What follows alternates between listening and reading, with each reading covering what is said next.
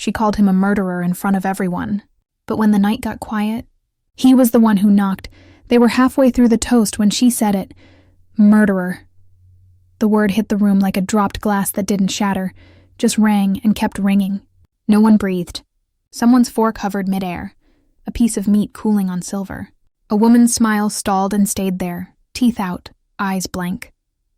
The microphone on the stand hummed a thin, useless line. He didn't move. He stood where the attention liked him. Center, a clean line of authority through the crowd. Collar precise, hands empty, shoulders unbent. The space around him didn't touch him. It obeyed him. She didn't plan the word. It left her mouth before her sense could catch it. Maybe the sentence she'd meant was safer. Maybe it had been, congratulations, or thank you for tonight, or nothing at all. But her mouth was faster than mercy. A few heads turned toward her as if pulled by a magnet that only worked on shame. Her name hung unsaid between tongues that didn't want to own it. She felt the heat inside her throat, the old wound waking up, the memory that smelled like antiseptic and apology. Her palm found the edge of the table to keep from shaking. It didn't help. Murderer, she said again, lower. Not a shout. A cut. He finally looked at her. Not the first time he'd looked. But the first time in front of everyone like this, with no air between them that hadn't belonged to someone else first. His eyes were calm. That made it worse. They moved over her face like a hand that had learned restraint the hard way. No surprise, no anger, just the small, exact recognition of someone who had already measured the cost and paid. Someone cleared his throat. The sound died halfway out. A man near the back started to say, "Sir," and then didn't. A waiter froze with a tray that suddenly weighed too much. Glass stems clicked against glass stems, nervous teeth, tiny and brittle. "You heard me?" she said. She kept her voice even. Even was safer than loud. Even made it real. The microphone hummed on. No one touched it. If he laughed, she could hate him. If he shouted, she could leave. If he ordered her gone, she could pretend it proved everything. He didn't. He just watched her with that stillness that pulled control like a string. "Say something," she said. A small current moved through the room, the silent language of people trying not to be witnesses. A handful stepped back as if distance were permission. A few leaned in, soft shoes on hard floor, hoping to catch a first crack in his voice, a stain they could take home and talk about. Cameras stayed where they were. Pockets, clutches, inside hands that shook and didn't want to show it. His right hand flexed once, open, close, as if reminding itself to belong to his body. A tendon jumped in his throat. His breath didn't change. She felt the old night flood her, the stretcher that took too long, the metal taste of waiting, the way voices turn to knives when they're too calm. She had never learned how to forgive a silence. She wasn't going to start here. "You don't deny it," she said. He lifted the microphone off its stand. The sound made a small click, a practice sound, the kind that says I am not rattled. He didn't bring it to his mouth. The room bent closer. He set the microphone back down. A few people exhaled at the same time and heard themselves do it. The shame of their relief put color in their faces. He took a step, not toward her, not away. Just one step that put his body between her and the nearest person with a voice he would later have to quiet. "Protection disguised as geometry. Don't," someone whispered. She didn't know who. Maybe to her, maybe to him. She felt stupid for the tremor in her fingers. She pressed her nails into her palm until the flesh remembered its job. The pain steadied her enough to do the wrong thing well. "You think quiet makes it cleaner?" she asked. "You think if you don't answer, it doesn't stick?" He watched her mouth form the words. He watched the breath that carried them. He watched the way her eyes flicked left, then back. An old habit from an old life, where someone else might come through a door at any second. He saw all of it and offered nothing in return. The crowd's curiosity turned mean. It always does when it has to wait. Human faces learned new angles. A woman she'd once helped in a hallway stared like she'd never been helped by anyone. A junior man who owed his job to a favor squared his jaw as if truth were a thing he could lift. "Is this how you do it?" she said softer. "You let the room put hands on the word until it's dead?" His lashes lowered. Not a blink. A measurement. She realized then that he was not quiet to save himself. He was quiet to keep the room from choosing a side it didn't understand. He was protecting something. Maybe her, maybe the story, maybe whatever line he had left that still meant man. She hated that knowing felt like relief. Enough, a voice at the edge tried. No one obeyed. He breathed in.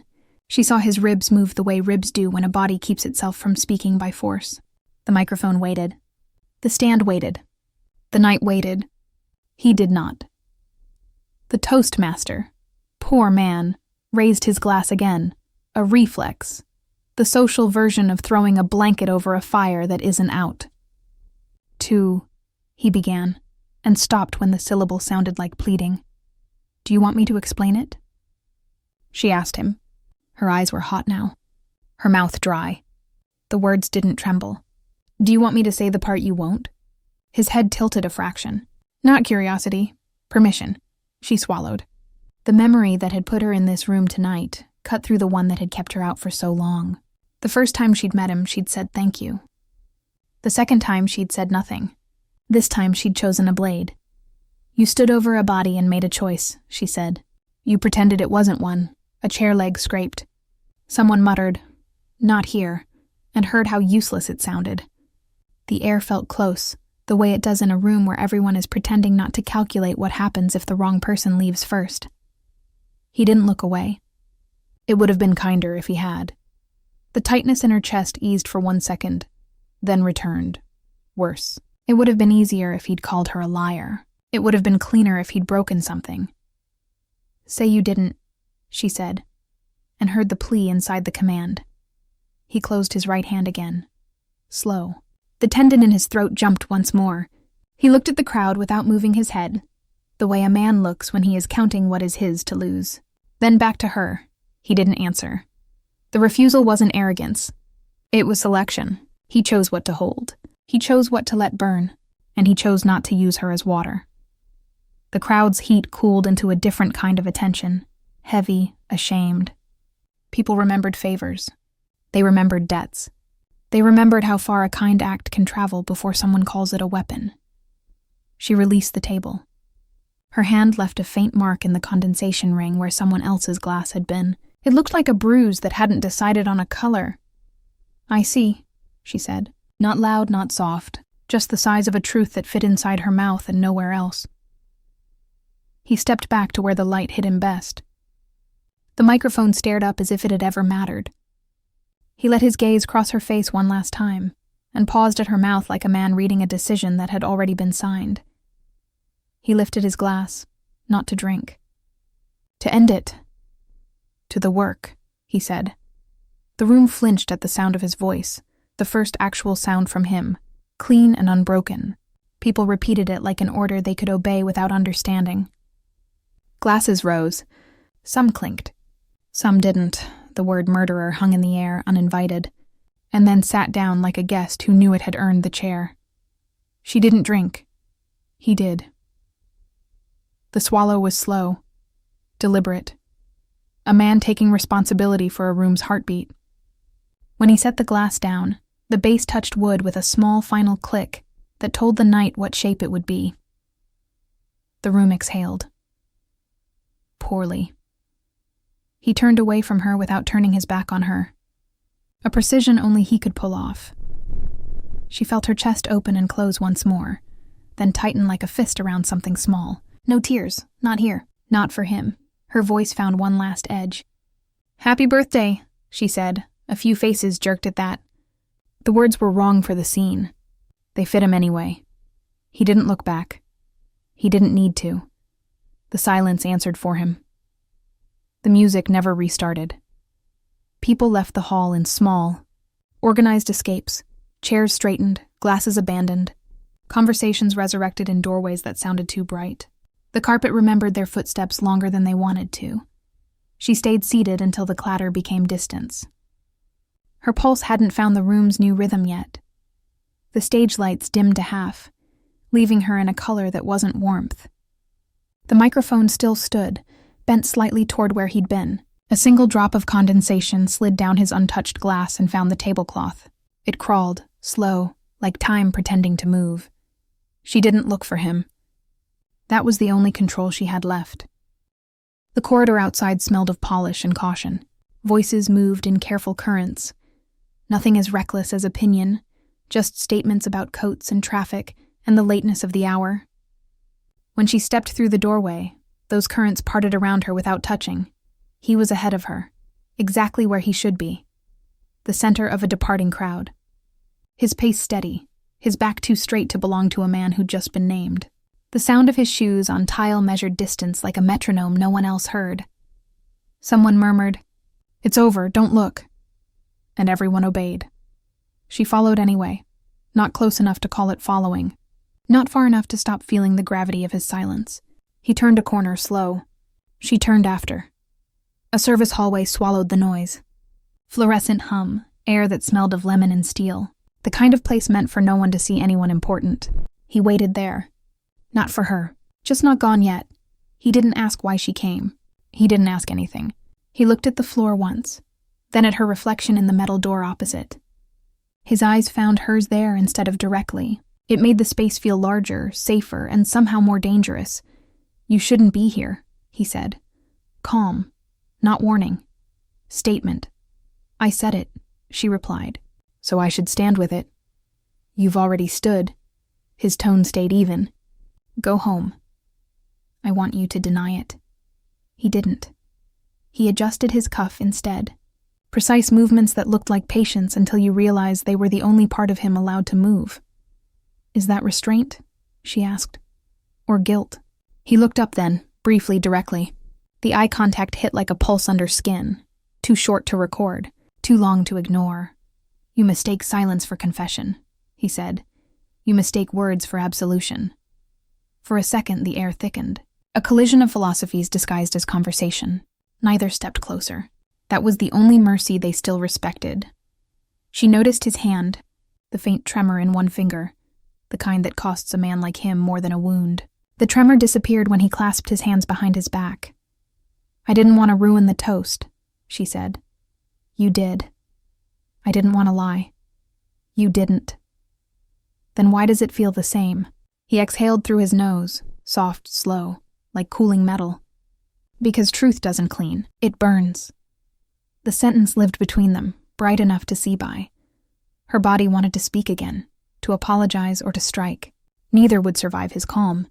So she folded her arms and looked past him, at the emergency exit light glowing green above the door. He followed her gaze. "If you're leaving, leave. Not yet. Then what?" She searched the floor for language that wouldn't humiliate her. "I keep thinking someone should have said his name." He didn't ask whose. He already knew. Names won't bring him back. "They might bring you back.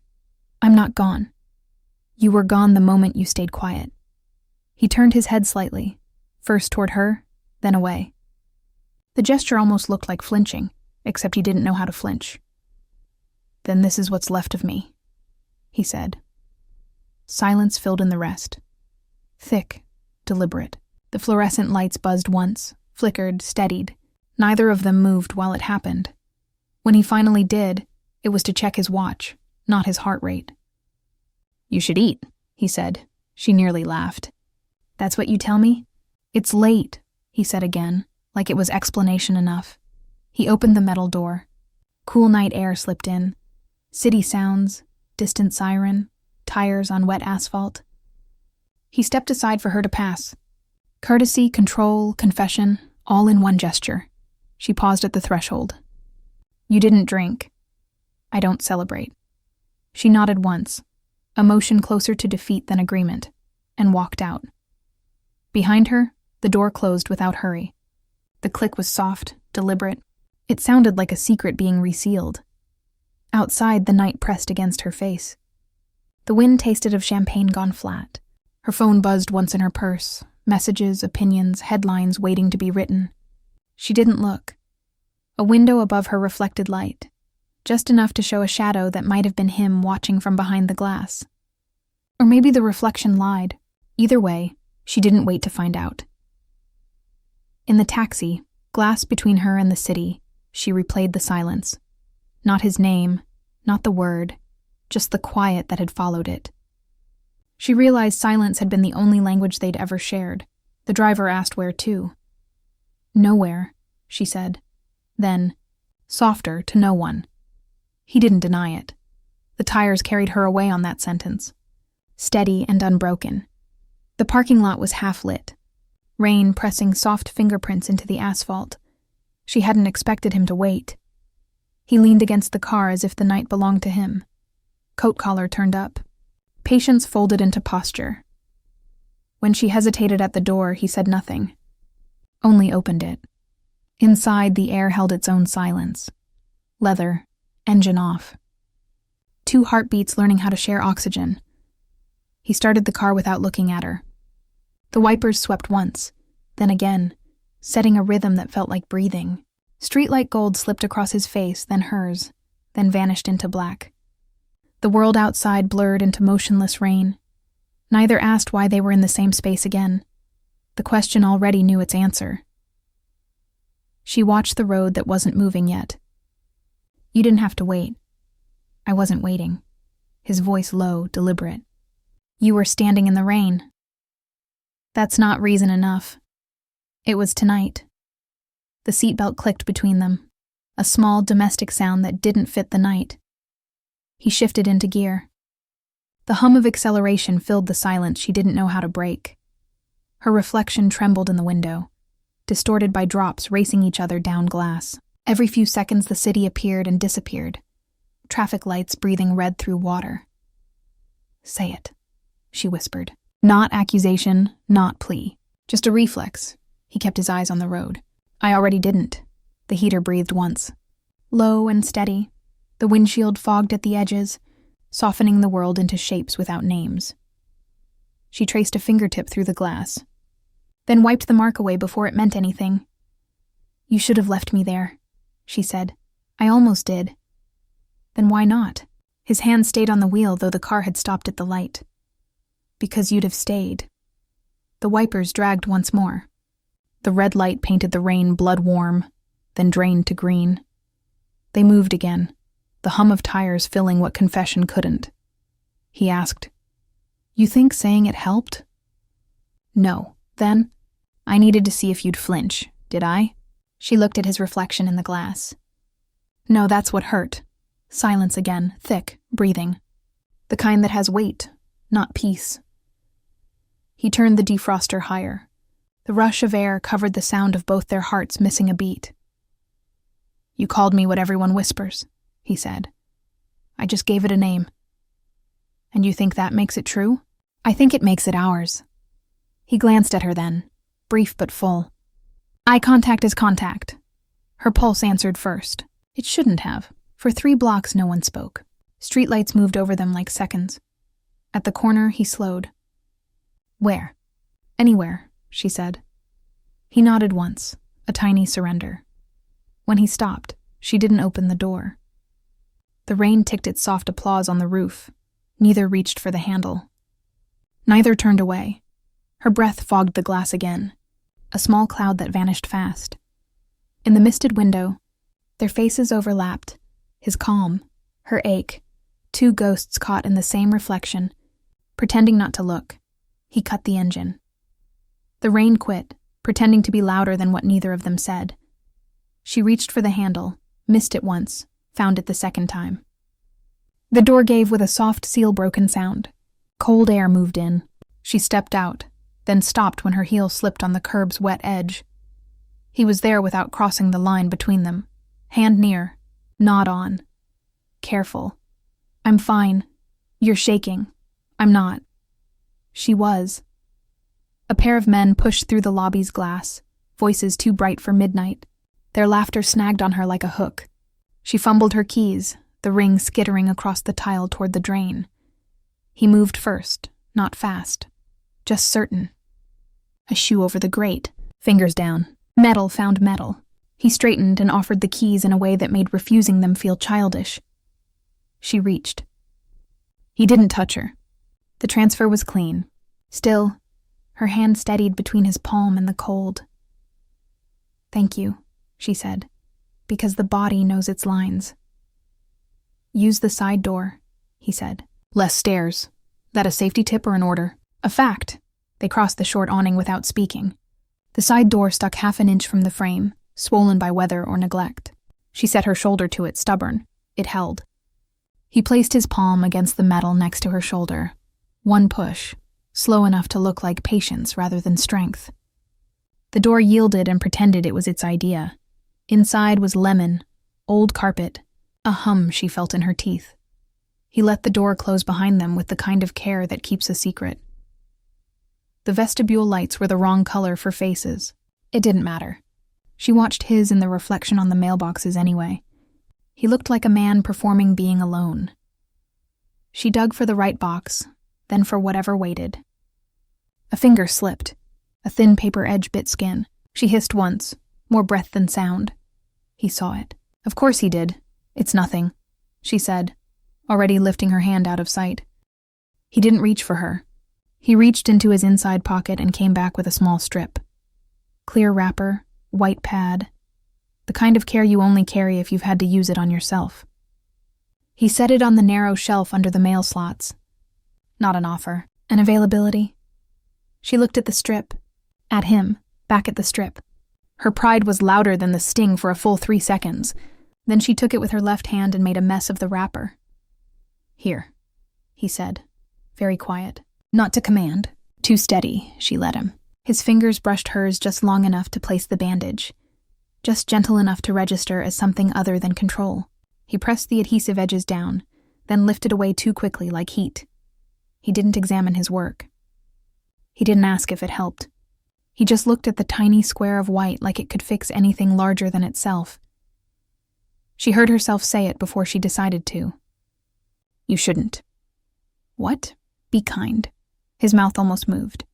Power isn't loud. You use it louder than most. He considered that and did nothing with it. The hum in the ceiling faltered and returned. Footsteps above them crossed someone else's life. You don't sleep, she said. He didn't ask how she knew. I make lists. For what? What I can carry. That what you call it. What do you call it? Punishment. He turned, not toward her, toward the glass. His reflection put both of them in the same frame, her nearer, him steadier. He studied the double of his own eyes as if that man might argue. Back, you think I enjoy this? He said. I think you're good at it. That's not the same. It isn't different enough. Silence stretched, not far. Just long enough to feel the edge of it. She tucked the bandaged finger into her palm, half hiding the proof of his care like contraband. I used to be good at silence, she said, until it started sounding like guilt. It doesn't sound like anything, he said. That's the point. Exactly. He looked at her then, properly, not through glass. He noticed things he wasn't supposed to speak. The fine tremor that had refused to leave, the old scar kissed whitish across her wrist, the damage of a night she wouldn't name. He didn't ask for the story. He adjusted the space between them instead. A fraction less, a fraction more, until the room felt balanced. Why'd you say it there? He asked finally. Of all places. Because everyone was pretending they knew you. I wanted them to hear how little they did, and you. I know less than I want, she said. More than is good for me. He accepted that as a fair sentence. A door at the far end opened. A young couple came in arguing softly about nothing that mattered. They saw him, fell silent, swerved their eyes away. He didn't bother to be seen or unseen. He simply refused to exist for them. When the door closed again, the vestibule returned to the shape it made around the two of them. He nodded at her bandage. It will sting when you wash it. I can stand a sting, I know, he said. So simply she almost missed the weight of it. Her throat found a word and decided not to spend it. What did you want me to do back there? He asked. The question didn't accuse. It placed. Say I lied. Would you have believed me? She thought about that. The answer scraped going out. I would have tried. His eyes softened at the edge. Not pity. Recognition. The difference tasted like mercy. He set his palm flat against the cool metal of the door again, then let it fall. Motion contained. Energy put away like a weapon with no fight left that wouldn't cost too much. "This is where you tell me to apologize," he said. "I won't." "Because you won't," he said. "Or because you can't. Because I don't want to spend the only honest thing I did tonight on the wrong truth." He considered her with the patience of a man who had learned to count breaths when numbers wouldn't line up. "You think what I did was a wrong truth?" "I think it was tidy. Tidy. Clean enough to be called necessary." "That's a child's word," he said softly. "And there wasn't contempt in it. It's the only one I had then." He almost reached for her again. Almost. His hand rose, stopped, closed. The tremor threatened and went still. She set her keys on the shelf and squared their edges like order might keep shame from spilling. Then she broke the line with a small, graceless laugh. "Look at me. Fixing straight lines." He let himself take half a step closer. Nothing touched. The air did. "You were brave," he said. "No. I was tired. Sometimes that's the same." "It isn't." He shrugged. The quietest argument. The elevator chimed once and didn't arrive. She pressed the button again and pretended control. He pretended to believe her. "Will you be at the office tomorrow?" she asked. "Yes." "Will you talk?" "No." "Of course." The elevator still didn't come. It made them both smile without showing it. She picked up her keys. He pushed the stairwell door open with the barest pressure, holding it exactly long enough for her to pass without feeling escorted. She stepped through and turned back because it felt wrong not to. He held her look without taking it. His face had the kind of calm that costs. "You don't have to watch me go," she said. "I'm not," he said. "I'm making sure the door doesn't close on you. It shouldn't have landed where it did." It did anyway. He let the door ease against his palm, then surrendered it to the hinge. It shut with a soft seal, the kind of closure that keeps warmth in and truth out. On the first landing, alone with the hum of the building, she lifted her bandaged finger and touched the rail cold steady. She told herself it was only a strip of gauze and glue. It felt like evidence. The courtroom lights hummed like a hive that had forgotten its queen. He sat alone at the defense table, the gray suit deliberate, not humble. The judge entered, and even silence stood. She was already there, second row, hands folded, pulse loud enough to count. The air smelled of dust and paper, of truth pretending to be clean. The clerk read the case number. A shuffle of pages, the metallic cough of a microphone warming to life. When the prosecutor rose, her voice came clipped, efficient, already practiced in condemnation. Every sentence began with his name. Every fact ended with her mistake. The projector clicked on. Names, dates, a blurred photograph. The same one she had once kept in her phone and deleted twice. She stared at the screen, waiting for her name to surface. It didn't. He had erased it. That hurt worse. He didn't look at her. He looked at the evidence as if grading it for grammar. When the judge asked, "Do you deny the decision was yours?" he said, "No, no tremor, no hesitation." A word designed to bleed quietly. The prosecutor pressed, sensing victory. "Then you accept full responsibility for the operation?" "Yes." "Even knowing it resulted in a death?" "Yes." The syllable hit like a dropped gavel. Small, precise, irreversible. She wanted to stand, to shout that he hadn't been alone in that room. That guilt had more than one set of fingerprints. Her throat refused. His silence built a wall around her faster than any defense could. The judge leaned forward. "You're aware these admissions carry personal liability." "I am." "Do you wish to add anything to the record?" He looked up, finally. Not at the bench, at her. A heartbeat. 2. Then, "No, Your Honor." The crowd inhaled the way people do before applause or disaster. Both fit. The room didn't breathe. Paper settled. Pens stopped pretending to write. He stayed standing until the judge said, "You may be seated." Then he sat, calm, obedient, dangerous. The prosecutor flipped a page. "For clarity, you acted alone?" He didn't answer at once. The silence built its own spine. "Yes." Her chest clenched. She counted the seconds before anyone realized what that word removed. It took 3. Then no other party shared responsibility? No. The clerk's pen scratched it down like carving on stone. One sentence, a clean grave. The judge frowned. Mr. Rios, you understand what this admission entails? I do. Are you certain you wish to continue without counsel? I have counsel. She advises you not to answer further. I have answered enough. The prosecutor half smiled. A man of few words. He looked at her. Nothing polite, nothing cruel. Just a reminder that quiet has edges sharper than speech. Behind the rail, she gripped her knees to keep from moving. Every muscle remembered the first night she'd called him murderer. Every instinct now begged her to stop him. The judge sighed. We'll recess 10 minutes. A gavel tap, small mercy. People stood, grateful for motion. He didn't. She approached the table. The bailiff hesitated, then looked away. You're letting them bury you, she said. He closed the folder in front of him. Better me. That's not justice. It's containment. For who? He didn't answer. His hand brushed the edge of the folder. Her name was on the first page beneath a strip of black marker. He'd erased her officially, too. You think this protects me? I don't think, he said. I choose. Choose what? The smaller fire. The answer landed somewhere between threat and prayer. She didn't know which would burn worse. The corridor outside the courtroom was too narrow for two people who had learned not to touch.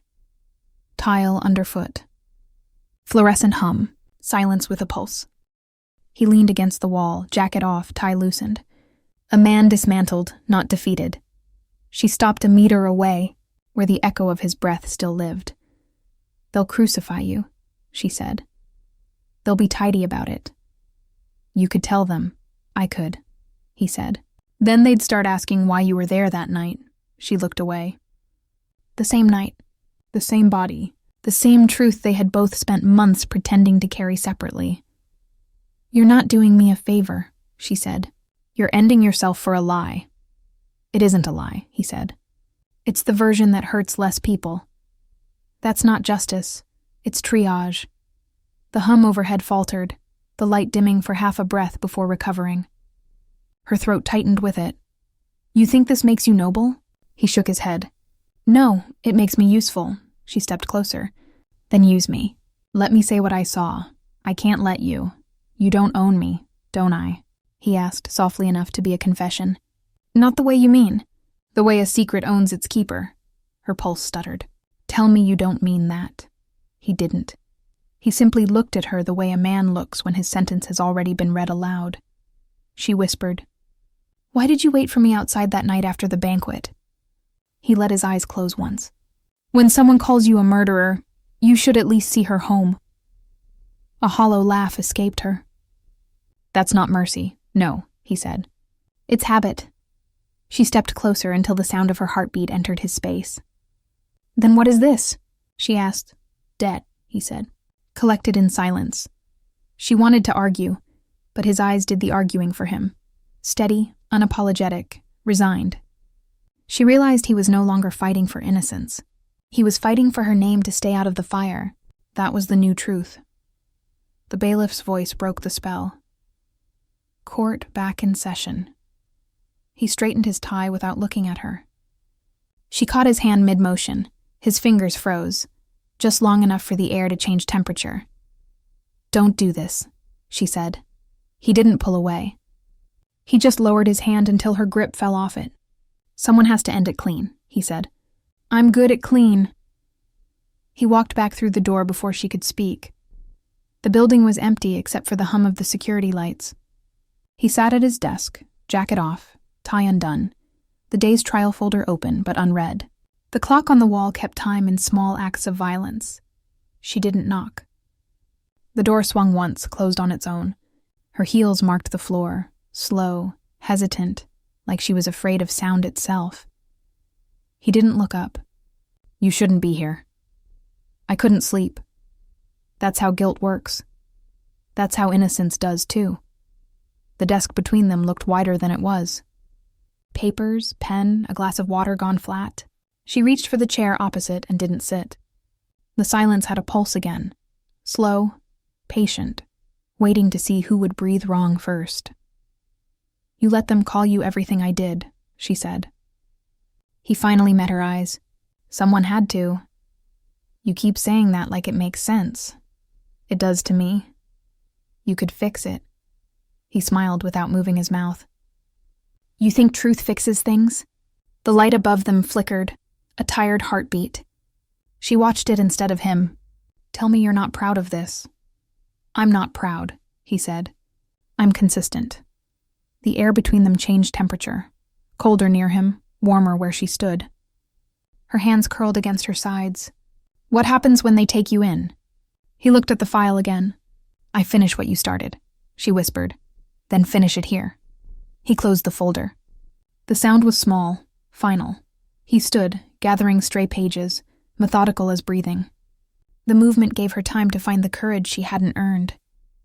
When he reached for the drawer, she noticed the envelope before he did. Cream paper, no label, her name in his handwriting. She touched it with one finger. He froze. That's not part of the case, he said. It has my name. It's nothing. Nothing doesn't have my name on it. He exhaled. It's a date. What date? You know. She turned the envelope over. No seal.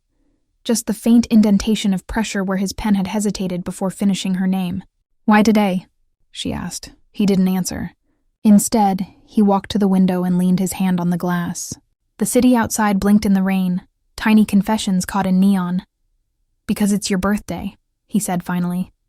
The sentence was soft, almost apologetic. The kind of softness that follows an explosion, not love. She looked at him like the words had rewritten gravity. You remember that? I remember everything that costs me. She opened the envelope. Inside was a single card, blank except for a line written in pencil. Considerate interest on your kindness. The letters were neat, deliberate, not practiced, restrained. Her throat tightened. What does that mean? It means you once did something good for me and I never repaid it. That's what this is? A payment? It's the only kind I have left. He turned, face half lit, eyes darker than the room. You shouldn't look for meaning in a dying man's handwriting. I'm not, she said. I'm looking for you. The fluorescent light clicked once, then steadied. He was still by the window, shoulders squared as if bracing for weather that never came. She took one step toward him, then another, until her reflection joined his in the glass. You think this is the end? She said. It's the cleanest version. There's no clean version. Not after me, he almost smiled. Exactly. The room's silence tightened around them, warm from the machine still cooling. Her voice thinned. Why didn't you say anything? At the banquet? In court. I did, he said. You just don't speak my language. What language is that? Restraint. She laughed once, broken air. That's not language, that's dying slow. Some truths need a quiet room, he said. We keep building them. He turned then, slow, deliberate. The distance between them shrank until the air changed temperature. Her hand hovered halfway to his chest before she remembered what it cost to finish a gesture. I called you a murderer, she said. I meant it that night. I know. I don't anymore. I know that too. He looked at her hand. She didn't drop it. The first touch was nothing, just skin remembering it existed. Then everything. The tremor in his breath, her pulse finding rhythm against his stillness. It wasn't comfort. It was confession. He whispered, Don't forgive me. I'm not, she said. I'm remembering you. He stepped back first, a clean retreat. His face steadied again. The calm that had survived every other fall. Tomorrow, he said. They'll ask you what kind of man I was. Tell them I was careful. That's not true, she said. It's kind, he replied. Let that be the gift. He picked up the envelope from her fingers and placed it back on the desk. Deliberate, ceremonial. Then he left, leaving the door half open. She stood in the hum of the lights, the words, considerate interest on your kindness glowing faintly through the paper. Outside, the elevator dinged once, descended, and was gone. She whispered to the empty room. You remembered. The clock ticked, steady, cruel, honest. Morning began like punishment. The building's lobby felt smaller, air heavier, every conversation stopping a syllable too late. His name wasn't whispered anymore, it was handled, like fragile evidence.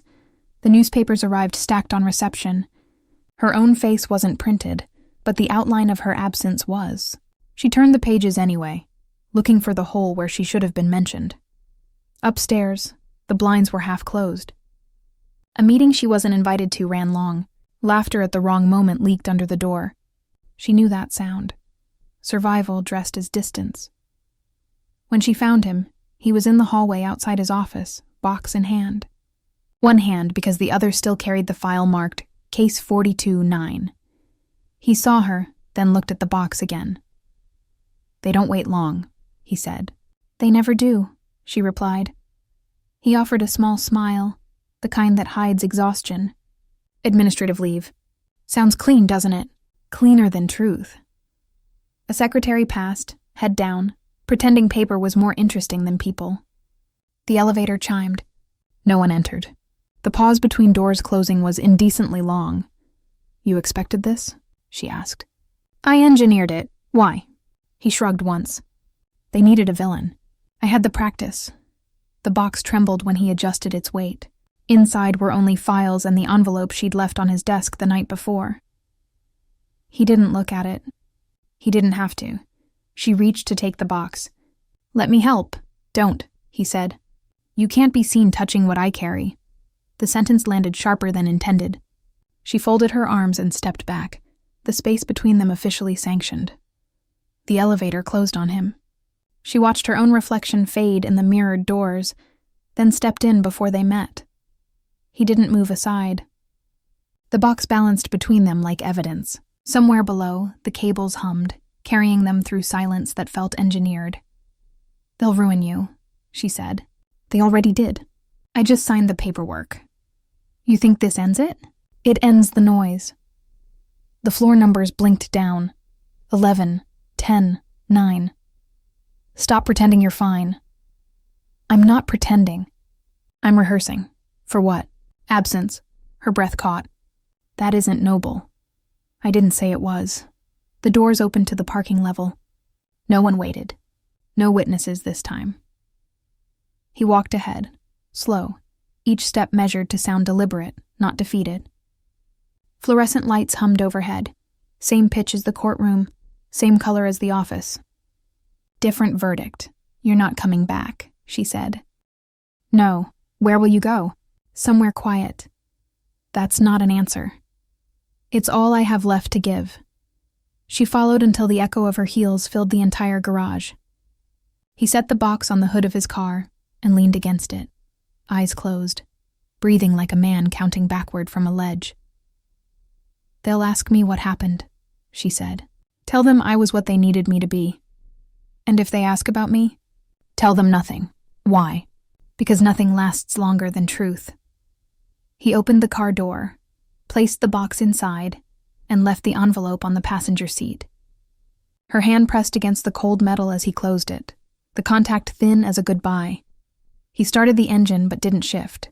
The air conditioning coughed once and gave up. Headlights painted 2 parallel scars across the concrete wall. She stood in that pale light, hands empty, trying to learn the shape of a life she wasn't allowed to touch. "You don't get to disappear," she said. "I already did. You just noticed late." He reached across the seat, slid the envelope toward her through the half-open window. "Take it." "No, it's not a gift. It's record-keeping." She took it anyway, paper warm from his hand, edges soft from being handled too long. "I could still tell them," she said. He smiled the way people do when the sentence is already written. "Then make it worth something." Rain began again, light tapping, steady as typewriter keys. She leaned on the door, close enough to feel the vibration of the engine through metal. Was any of it real? His eyes flicked to her mouth, then away. Every silence. The words landed like a heartbeat she'd forgotten she owned. He looked forward. "You should go back inside. And you?" "I'll wait until the rain stops. It could take all night." He nodded once. "That's the point." She stepped back. The car's lights caught her one last time, washed her into the color of memory. He pulled away without sound. Tires whispered against wet concrete, turning the word murderer into something unrecognizable. She stood there until the echo of the engine was gone, then opened the envelope again. Inside was the card she'd left on his desk, folded once, the same line rewritten beneath her own handwriting, debt paid. Keep breathing. Her throat closed around the sound that wasn't a sob, just air remembering pain. The garage returned to silence. Cold, fluorescent. Final. Her apartment smelled of rain and old paper. The walls carried the low hum of other lives. Laughter through drywall. Water pipes clicking like reluctant metronomes. She sat on the floor beside the window, shoes still on, the envelope on her lap. The handwriting stared back like a closed door. She read the line again. Debt paid. Keep breathing. She hated how the words obeyed her more than her own body did. The phone vibrated on the table. Messages. Statements. Questions. She turned it face down. Every answer would cost something she didn't have left. Outside, the streetlight flickered. It looked like forgiveness trying to remember its job. He drove until dawn turned the dashboard gray. No radio. No destination. The envelope was gone. The absence sat on the passenger seat where she had been. A rest stop. Coffee that tasted of metal. A mirror that didn't flinch. He caught himself checking his watch. Habit. Not schedule. Every second felt like a small apology. He replayed her voice. You don't get to disappear. He wondered if disappearing and surviving were synonyms. He wrote nothing. Thought nothing coherent. Just breathed until breathing felt like defiance. She placed the card under the lamp, flattened it with her palm.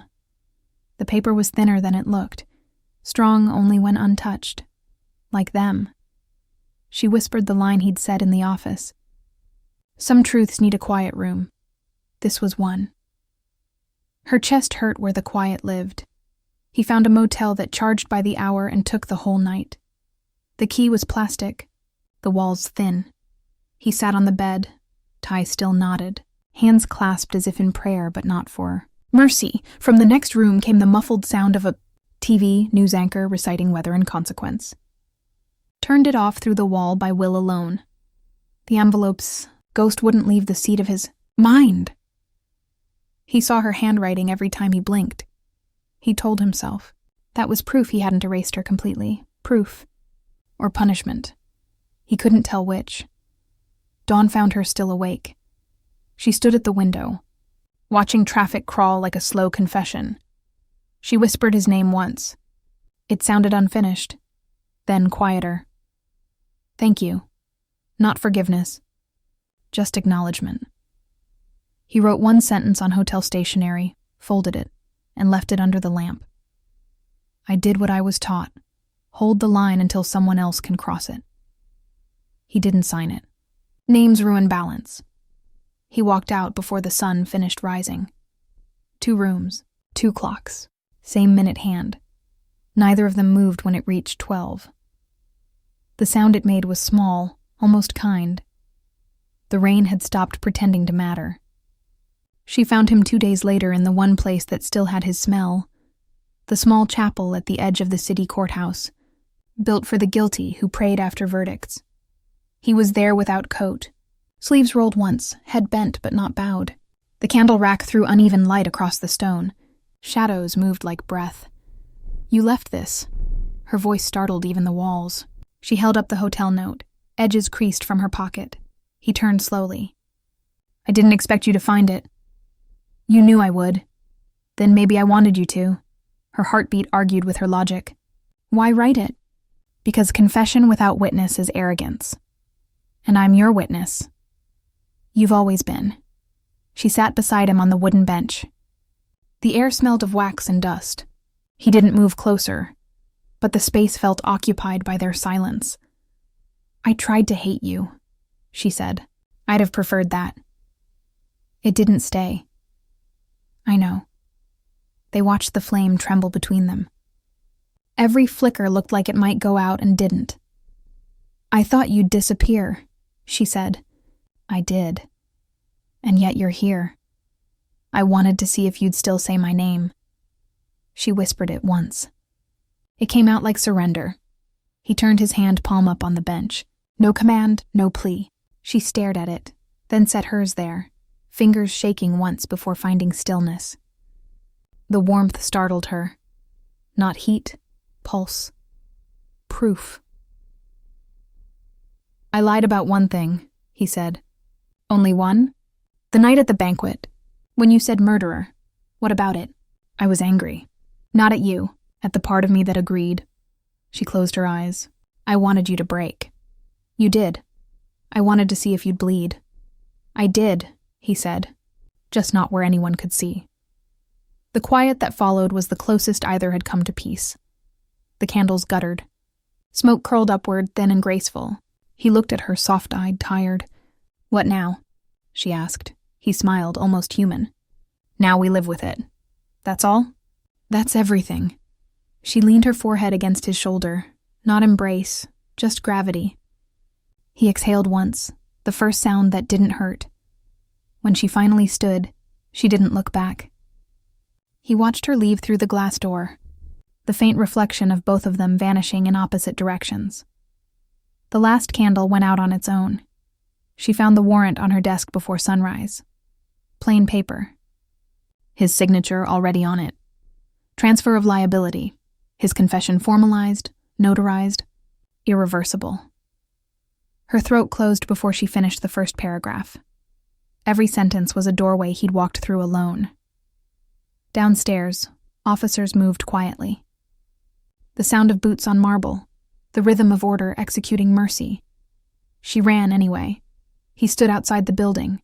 Sleeves rolled, tie gone, hands bare. The same posture he'd worn the night she called him murderer. Only this time, the crowd was uniforms. What did you do? She asked. Made the story easier to tell. You said you wouldn't. I didn't say I couldn't.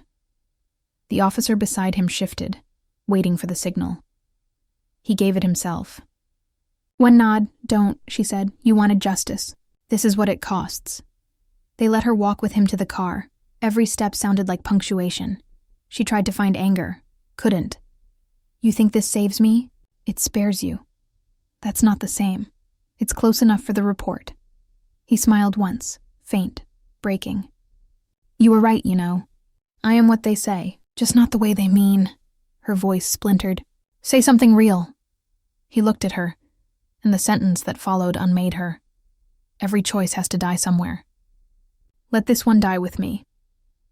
The car door opened. He stepped in without resistance. The flash of a camera somewhere. The hiss of radio static. Her name carried on the wind, then swallowed. She reached for the frame, fingers brushing metal before it shut. His face behind the glass. Reflection, not man. For a heartbeat, she saw him as the room had once seen him. Still, certain. Guilty enough to be good. Then the car moved. She followed until the sound turned to distance. The street emptied itself. Rain began again, fine and cold. She stood there, hands empty, whispering to no one. You were supposed to live, somewhere inside the precinct.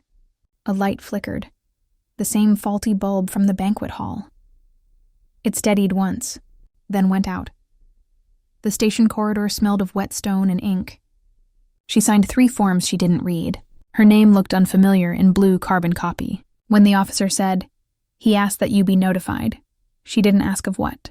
The words transfer complete were enough. The pen slipped once in her hand. The blot spread like a bruise.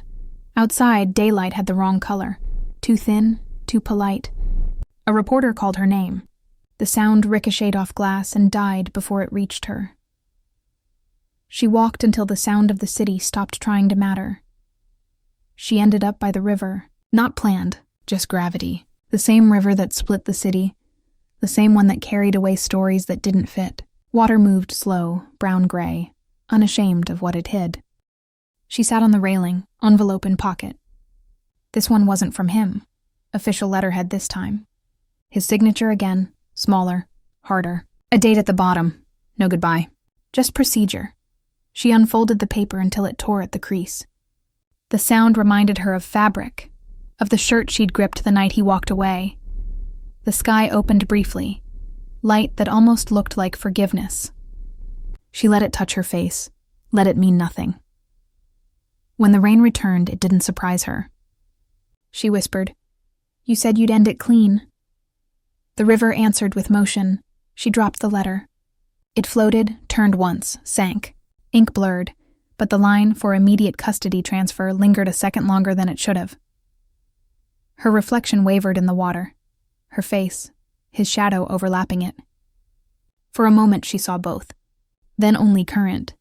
She stayed until the lights from the opposite bank came on. The city hummed again, pretending nothing had happened.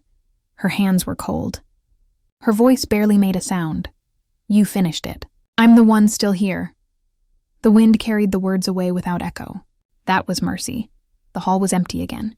Same marble, same chandeliers, same smell of dust hiding under polish. She came back because endings have to happen somewhere. A janitor nodded once and kept mopping. He didn't know what this room had done. The stage was bare except for a forgotten microphone. She walked to it, touched the stand. Cold metal, familiar weight. The sound system wasn't on, but her breath still made it hum. She remembered the toast that had started everything. The glass, the crowd, the word that broke the room. She whispered it now, to test if it still cut. Murderer. The sound dissolved before it reached the ceiling. It wasn't accusation anymore, just language with nowhere to live. Her eyes caught the empty spot where he'd once stood, steady in the light. She imagined him there, hands still, shoulders straight, mouth refusing apology. It hurt less than she expected. She picked up a glass from the table. Someone had left it days ago. Raised it to the air. "To the work," she said. The echo came back softer, almost kind. She turned toward the exit. Halfway there, she stopped and spoke to the room as if it could answer. "He remembered my birthday." No tremor, no tears, just a statement in the language of truth. She smiled once. Not the warm kind, the tired kind that belongs to survivors. Set the glass down. The base touched wood with that same small click. The story's full circle. Light from the doorway caught the rim of the microphone. For a moment, it looked like it was waiting for him to breathe. Then it dimmed. He was my punishment and my protection.